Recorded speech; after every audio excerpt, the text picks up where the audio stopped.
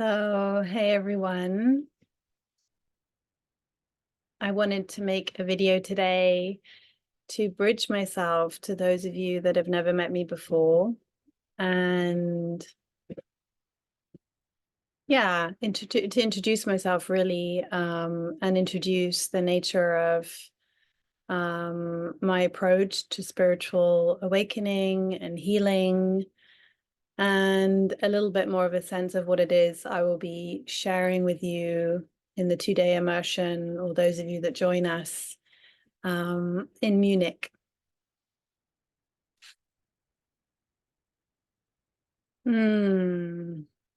Yeah, so first I just want to express my excitement for coming to Munich, and yeah, the invitation is a sweet one. It's really born through my connection with Anika. And Anika and I have now journeyed together for over 2 years, I think.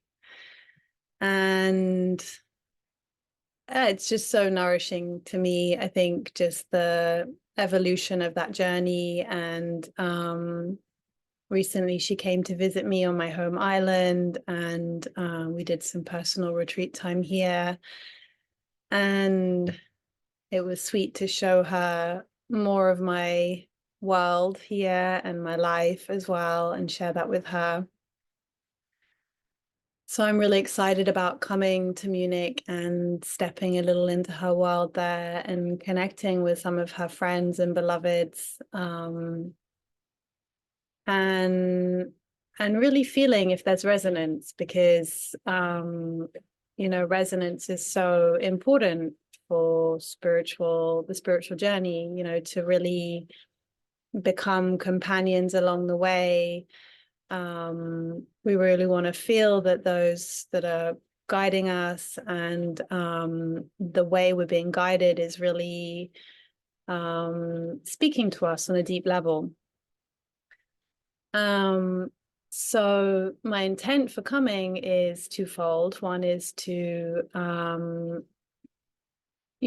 tend to that connection with Anika, and to also, there are several other people in Munich. No, sorry, they're not in Munich. There are a handful of people who work with me from Germany, and some of them through Anika, some of them independently. So for me, it's just a super sweet opportunity to be in the same space together, and to potentially make some new connections.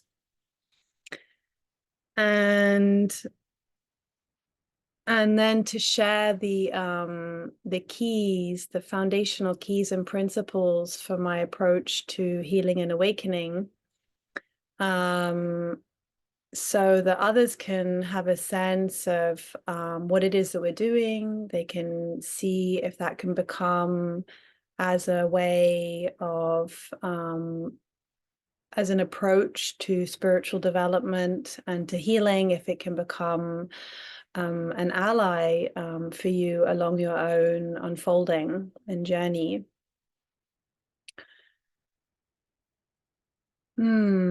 Maybe before I talk about my work or our work, and I'll speak into the hour in a minute, I'll share a little bit about how I came into this work, and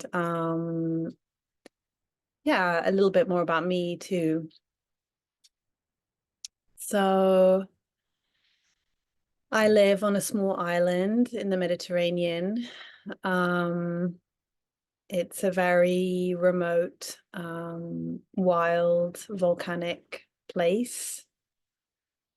I wasn't born here, but my mum has been here for 50 years. And so I partly grew up here and partly grew up in England.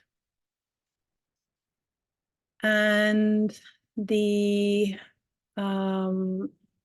journey of being here on this island has been very devotional. she has become my beloved incubator for my own pathway, rite of passage. And now I've come to use her as a vehicle and a vessel, as in a holding space for others to walk through and deepen into phases of healing and awakening and initiation within themselves. And because it's such a wild place, and the elements are so direct, it's very primordial, it resonates very deeply to my nature and where I'm taking people. So living here has been a very devotional journey of that's just continuing to evolve, and I'm currently in the phase of restoring a very 400-year-old buildings and 1 hectare of forest, and that will become a sanctuary for people to be here and journey with me and with other guides that are resonant with the intent of the place. So my love for my land, my home, my animals, my family is very central to my life. And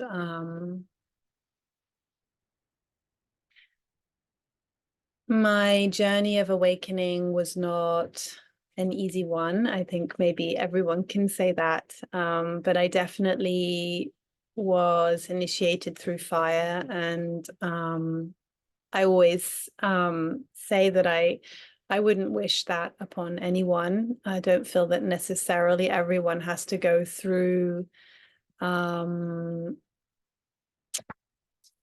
trials by fire, let's say, that I did. And I hope that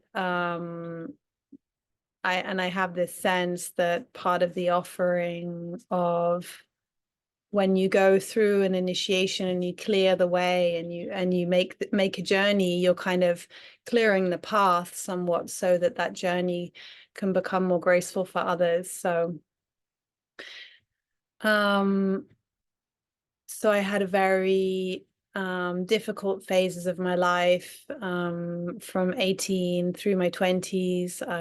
I was going through kind of spiritual emergence, and it was a very uncomfortable time and a very beautiful time. Uncomfortable because at first I had no idea really what was how to integrate my experiences, and beautiful because there was just like the doors of perception had opened up, and I was deeply changed. So I spent most of my youth, I would say from 18 through to my 30s, searching for answers to very deep questions that I had, primarily, who am I?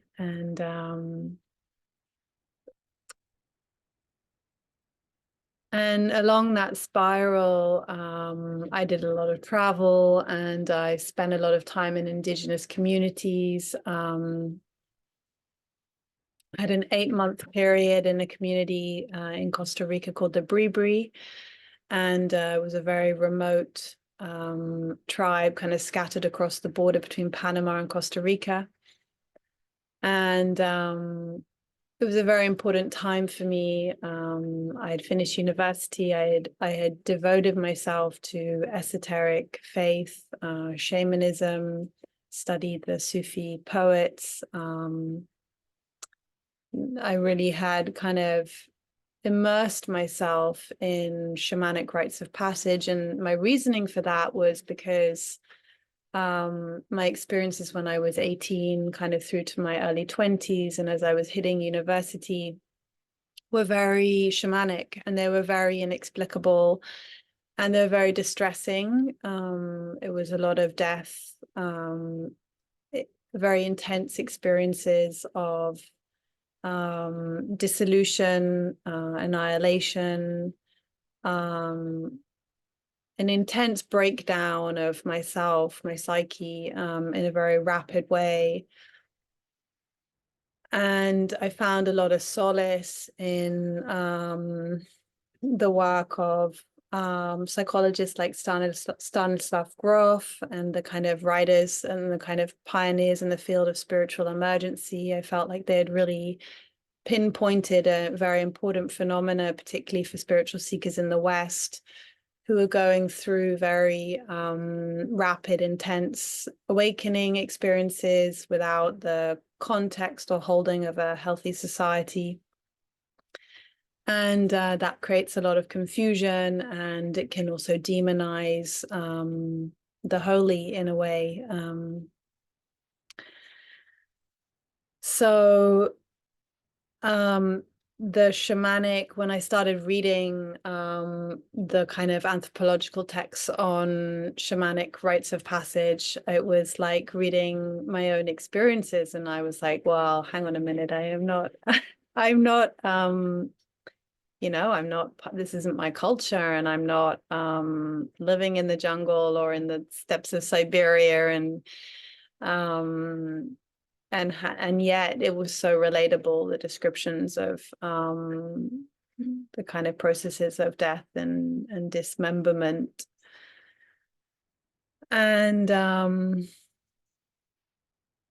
I was very touched by that, and I ended up writing a lot at university on the universal nature of the shamanic experience, of shamanic awakening as the hero's quest.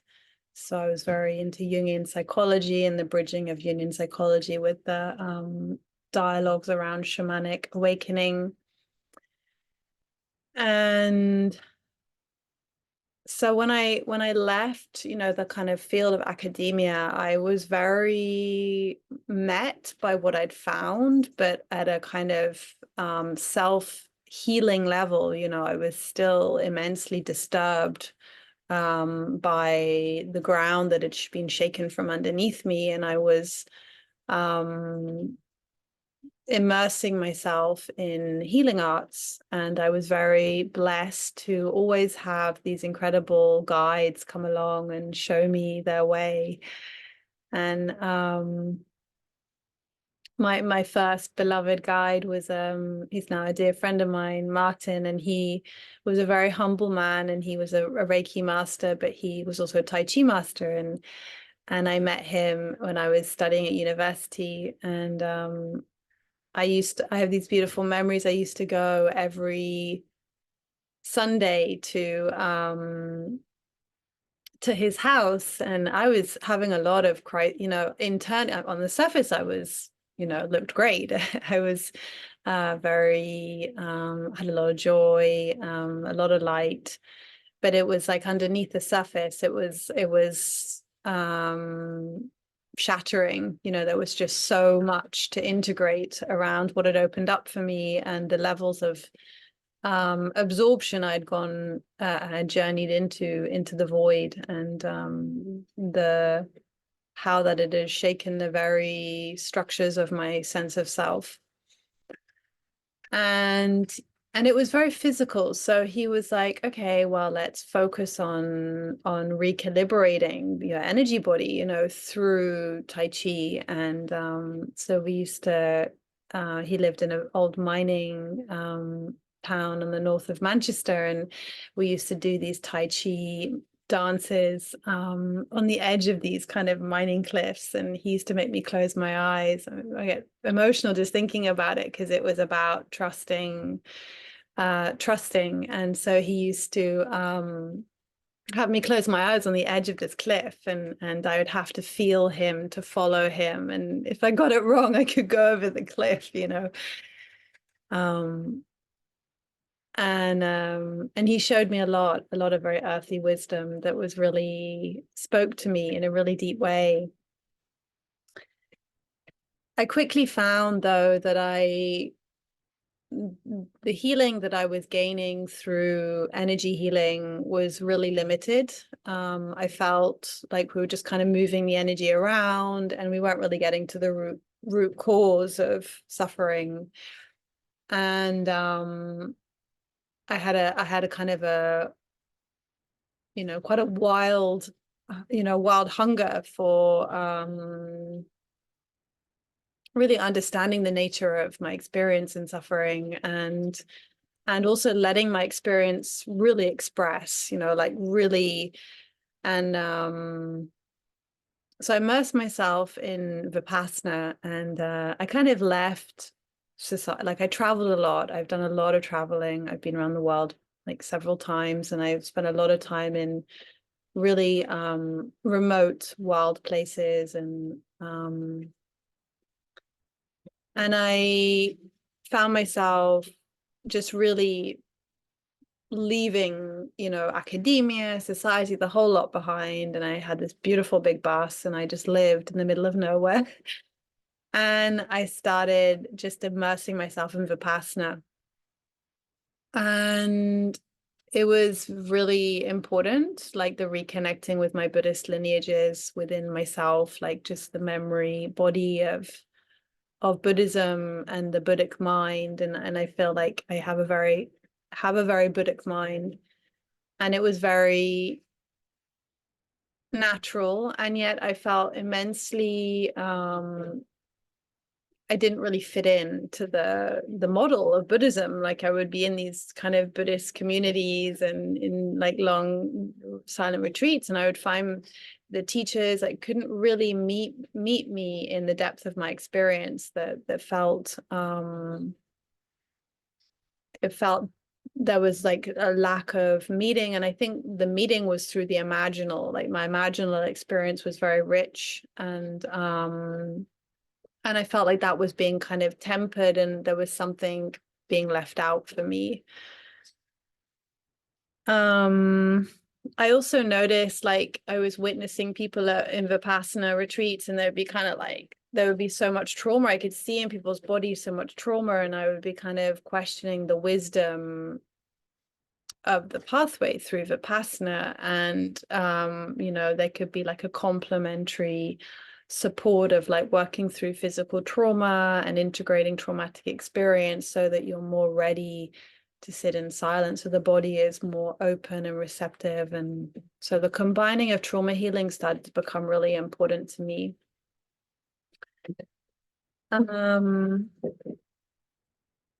So I found myself on a training, and it was a group of healers that were focused on exploring shamanic states of consciousness, but they had a kind of scientific emphasis. They were really they were really curious about what was happening at a biological cellular level. So they were tracking the physicality and the cellular experience as people were going into shamanic states, were going through healing, regressional healing. And at that time, I was still having a lot of, I wasn't in crisis, but I was definitely still having a lot of really intense energetic experiences. And I was finding, there was just a lot for me to kind of really get my teeth around. And I was still looking for a way to do that, like just something that was going to really support me in that. And on this training, I met Thessa, and she was one of the teachers of this group. And I didn't really resonate with the group and what they were doing so much. I felt I didn't feel held in the heart enough by the group. Field, I found the scientific approach a little lacking in the mystery of the heart and the becoming of all heart. And but Thessa carried that seed for me, and also she, when I shared with her, my experiences of a lot of my experiences at that point were related to excessive states of empathy, spontaneously merging with people and experiencing everything they were feeling, electromagnetic sensitivity, seeing of inorganic life. There was a lot of psychic material that was very open. and combined with kind of deep absorptions into the I am, kind of, yes, there was just a lot there. And when I would share with Thessa about my experience, she was like, oh, I had that, like I know that. And it was just suddenly like, okay, here we go. Like, so I started my apprenticeship with her, and she had decided pretty much soon after that training, actually, she left that group, and she kind of went off on her own road, and she had a lot she wanted to share that was born of her own direct experience. And that was, I don't know if that was 15 years ago or 12 years ago. Can't remember now. But anyway, it was a long time ago, and we haven't really looked back. So I was really with her from the beginning of her emergence into her own work, which was really just sharing what she had discovered through her direct experience. And born of that was this basic recipe for healing and awakening. And so I dual meditated with her and journeyed with her weekly for 15 years, for a long time anyway. And eventually I naturally became, you know, a co-creator with her, and our relationship has evolved through every portal of whatever, you know. I think we've got to a point now where we just kind of become whatever we need each other to be. And we very lovingly dismantled paradigms of teacher student, any room that could be for hierarchy has been dismantled, and there's just this deep appreciation for the uniqueness and the gifts that we both bring to a pot, to allow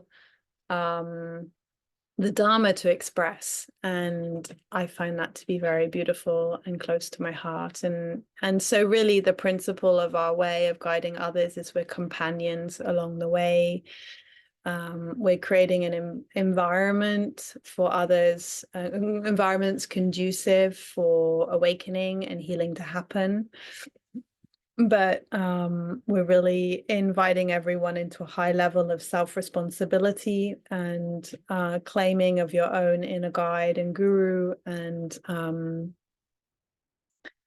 so we bring all of ourselves with us. And yeah, there's just this mutual journeying together, and it becomes very beautiful and intimate.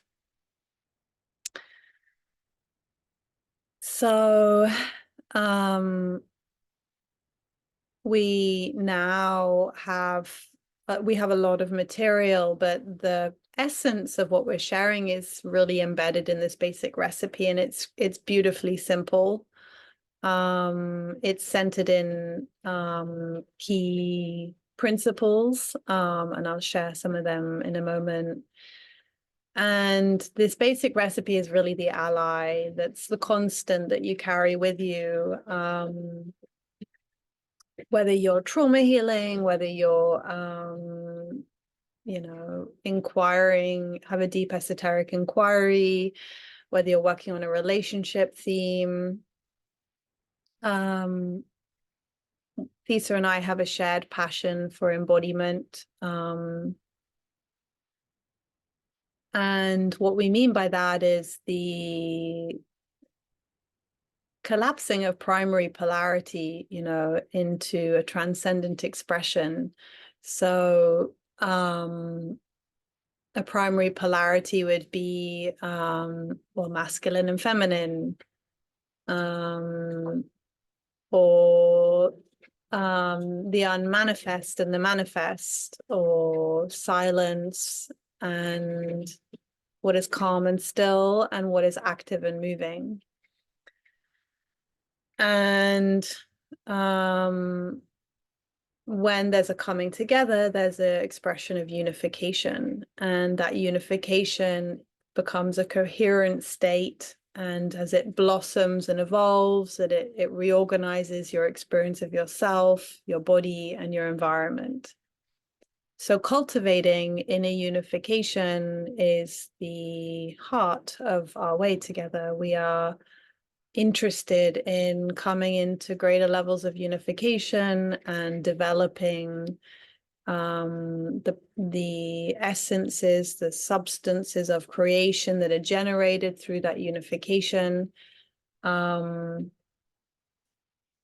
And naturally coming into deeper levels of realizations of true nature and through the direct experience. So our way is a journey of self-discovery, and yeah, so we're just with the open curiosity exploring the nature of ourselves, the nature of identity, the nature of consciousness.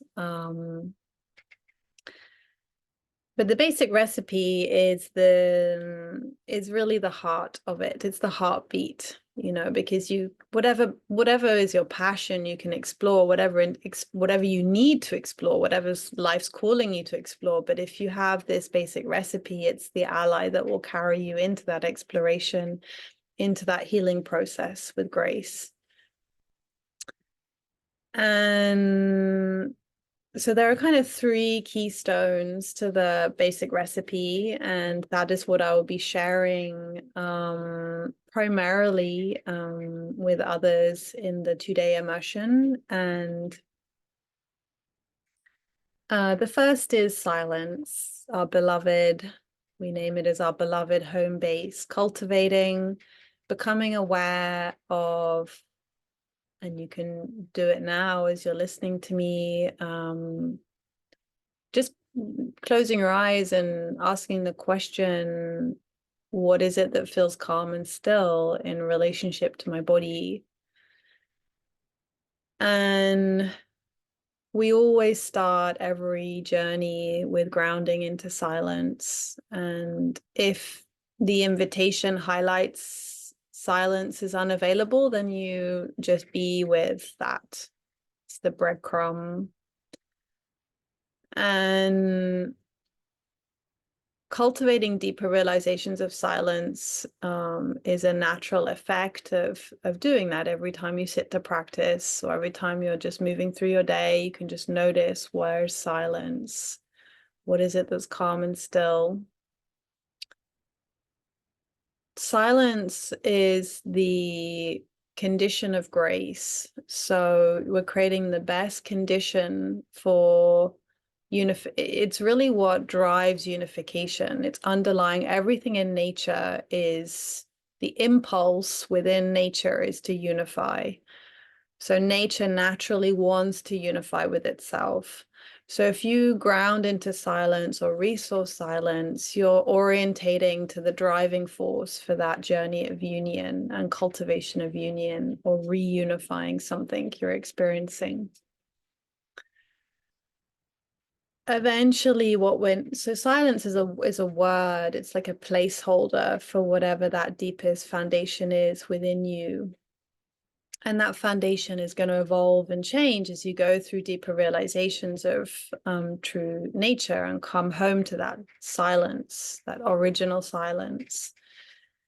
Eventually, what we're naming as silence will burgeon into a deepest silence, and eventually it becomes a portal into what we name as the absolute.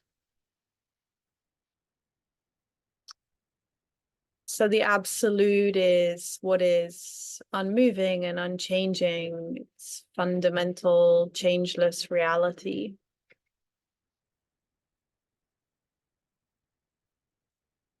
And I would say deeper realizations of the absolute is a primary drive in our way together. Another way of saying that is because it's realizations, our access to the absolute, or through silence, and silence is the key to our capacity to facilitate our process of awakening and the phases of awakening, because it's the absolute that is midwifing the change.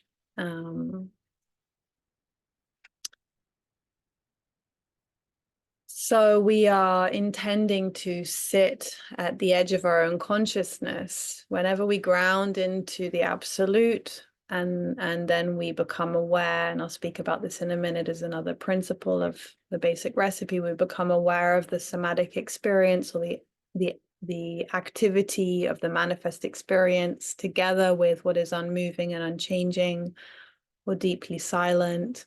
We're actually sitting at the edge of our own consciousness, and we're tending to the communion of that edge into a greater expression of union.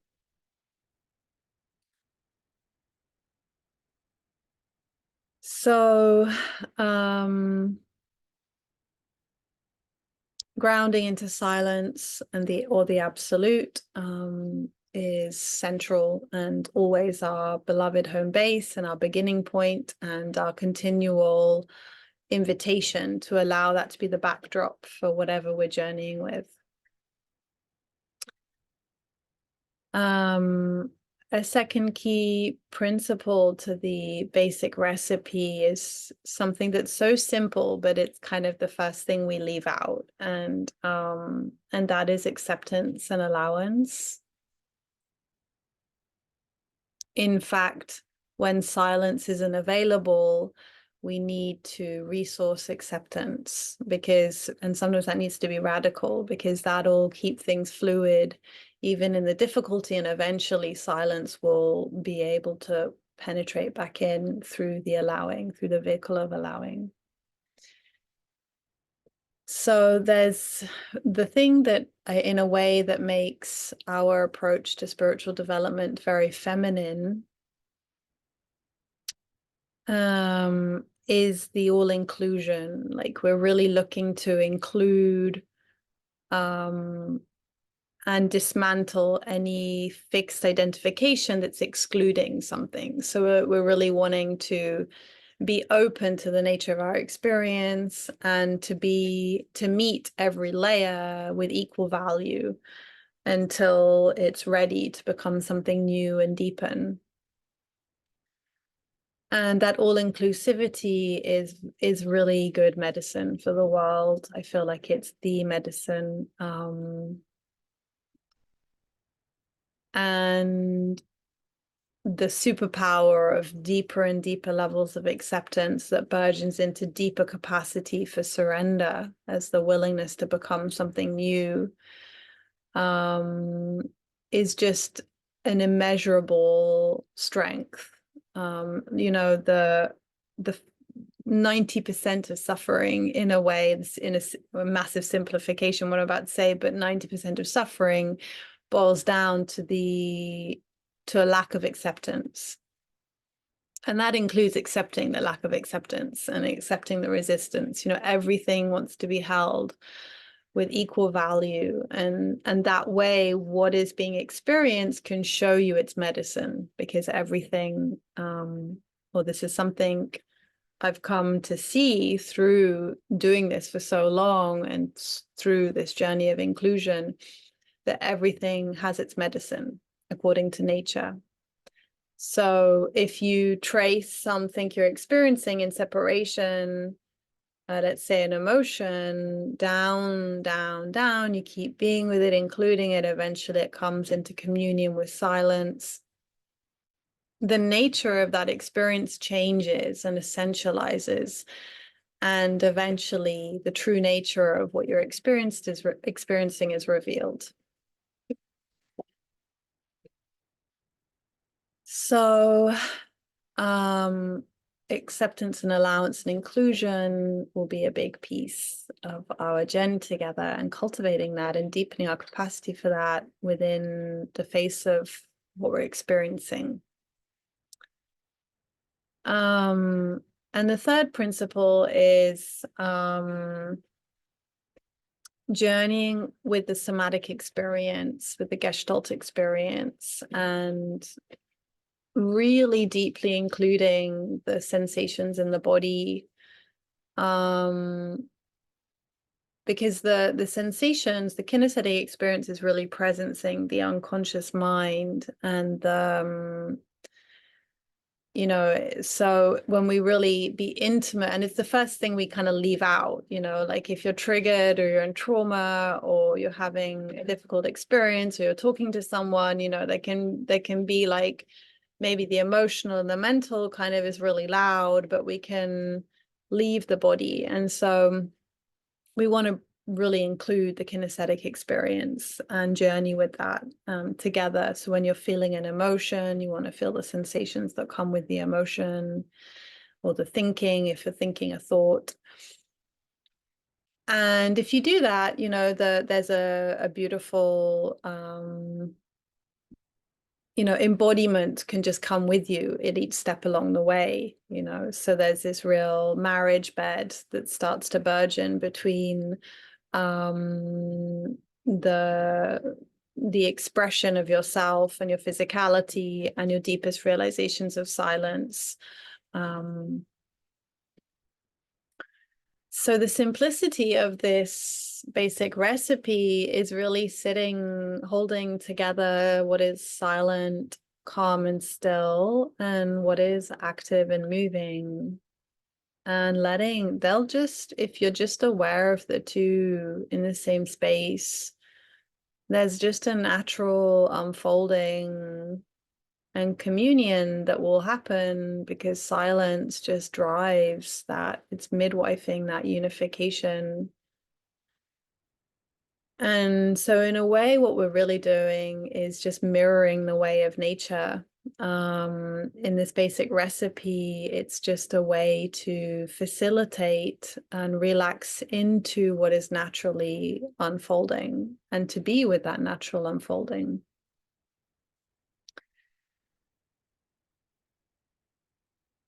So that is the very basic recipe. And then we build on that slowly with, you know, the exploration of identity, what is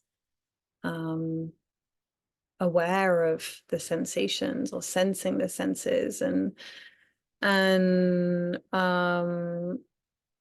you know, and then we build into the exploration of the you know, the materiality of the unification, which we could name as the essence. You know, what is the fabric of that union like? When we feel the coming together, there's a substance there, and that substance is what we are, our uniqueness. And so then we can cultivate and encourage the development of the fabric, the materiality of union.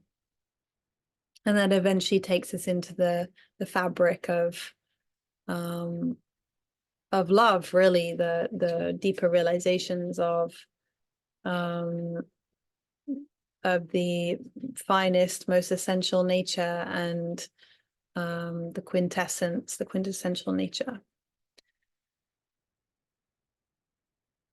So in the 2 days, we'll probably not get that far, you know, we'll just start with these really basic keystones and let them sink in. And, you know, there's a huge medicine in that, and it's very powerful.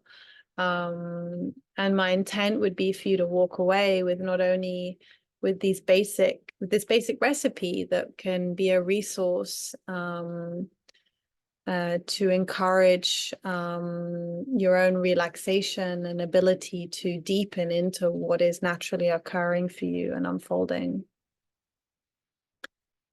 So my interest is to create an environment. I'm not interested in telling you how things are, or, you know, it's not satsang. I'm really interested in journeying with you as a companion, creating a deeply held environment for you to journey deeper with yourself, and offer up some keys and encouraging qualities that kind of mirror nature, and that will really support you to deepen.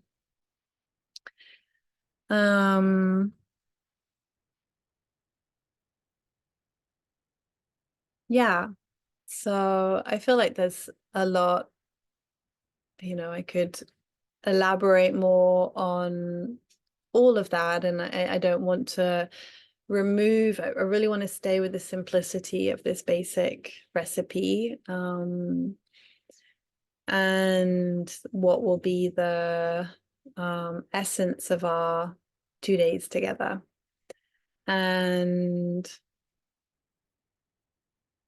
yeah, I feel like that might be a good place to stop. And I will be sharing, obviously, a write-up about the retreat. I welcome any questions. You can write to me if you have any concerns or if you want to know something. I have a lot of material that you can listen to, and on my Substack, on my YouTube, and meditations. But bear in mind that the 2 days is going to be really simple. It's going to be this basic recipe, and the medicine of that, just really landing and kind of delivering that into your hands. So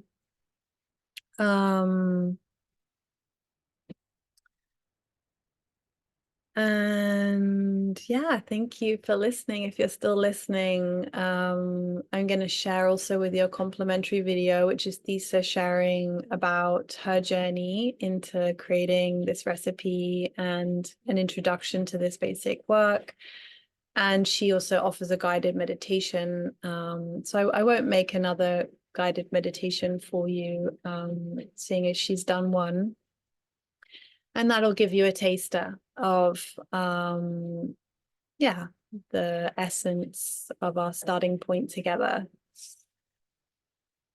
And yeah, thank you if you're still listening. Thank you for journeying with me. And it is such an honor and blessing to even be invited to come to Munich and share with some of you. And I'm really excited to meet you.